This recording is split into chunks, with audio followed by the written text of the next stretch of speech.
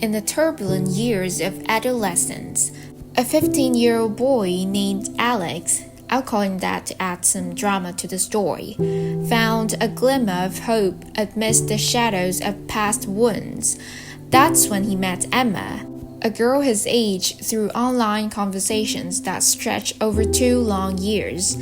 They weren't just ordinary friends, they were kindred spirits, bound by the scars of shared pain. Both had been betrayed by their closest friends. Alex vividly remembered being excluded from his old friend group, manipulated into feeling worthless, like a ghost lingering on the edges of their world. Emma, too, shared stories of being used and abandoned by her friends when she needed them most, leaving her young heart cracked and fragile. It was this shared vulnerability that made Alex feel validated, as if he had finally found someone who truly understood the pain he kept hidden. Everything between them seemed perfect. They talked every day, sharing everything from mundane anecdotes to their deepest secrets. Their in-person meetups were frequent, every day or two, filled with laughter in their favorite park under the sun or quiet moments together in a small cafe where the world's troubles melted away. To Alex, life felt brighter than ever. Emma wasn't just a friend. She was his emotional anchor, the one who made him believe that true friendship could still exist in a world full of deceit. But then, summer arrived like an unexpected storm, bringing with it the first cracks in their bond. A fight erupted over a small misunderstanding, perhaps a misinterpreted text or a careless remark that stung. Alex still remembers that night, his heart pounding as they argued through their phone screens, words flying back and forth with raw emotion.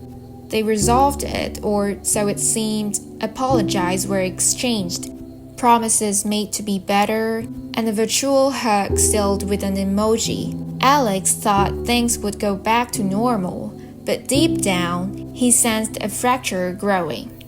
From that moment, everything changed in a way that felt almost sinister. Their meetups dwindled to just 2 or 3 times over the long summer months.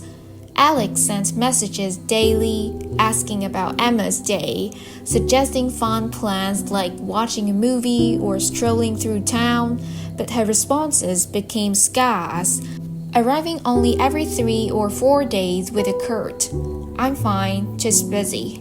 His questions about hanging out were completely ignored, as if they never existed. Alex sat there, staring at his phone, his heart sinking with growing anxiety. Was she avoiding him, or was it just carelessness? Then came the cancelled plans, each one like a knife twisting in his fragile trust. One time, they had a meetup scheduled for the afternoon, but hours before, Emma texted, "Sorry, I suddenly got sick." Alex tried to believe her, tried to convince himself it was true, but the excuse felt too vague, too convenient. Another time, it was family emergency, and he swallowed his disappointment once again. Each instance pushed him further to the sidelines, earlier reminiscent of the painful exclusion he endured with his old friends, abandoned, manipulated, and left in the dark. The breaking point came 3 weeks ago.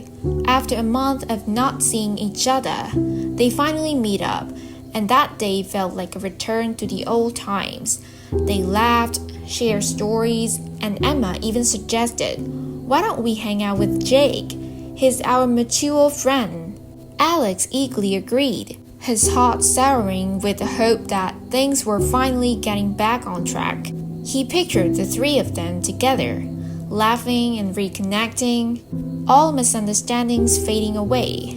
But then, like a punch to the gut, he discovered that Emma had met up with Jake without telling him. Through a social media story, he saw them hanging out, happy and carefree, with no sign of him. The betrayal stung deeply. Why would she do this? Was he just a backup option? A friend she could discard at any moment? The situation hasn't changed. Alex has tried to talk to her, pouring his heart out in long messages. I feel like we're drifting apart. Is there something you're not telling me?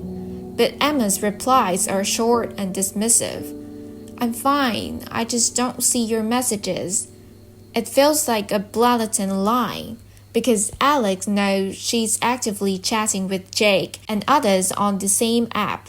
He sees her updates, her lively comments, proof that she's not missing anything. Doubt gnaws at him daily. Does she even care about him anymore? Or was their connection just an illusion he built in his mind? Now Alex sits alone in his room, staring out the window as the summer fades, his heart tangled in confusion. On one side are beautiful memories of 2 years of closeness, the raw honesty of shared pain. On the other is the harsh reality, where he feels abandoned once again. She says she still cares, but her actions tell a different story. Should he keep trying or let go to spare himself more pain? This tale, brimming with drama and unexpected turns, leaves us wondering. In the fragile world of teenage friendships and feelings, where is the line between misunderstanding and true betrayal?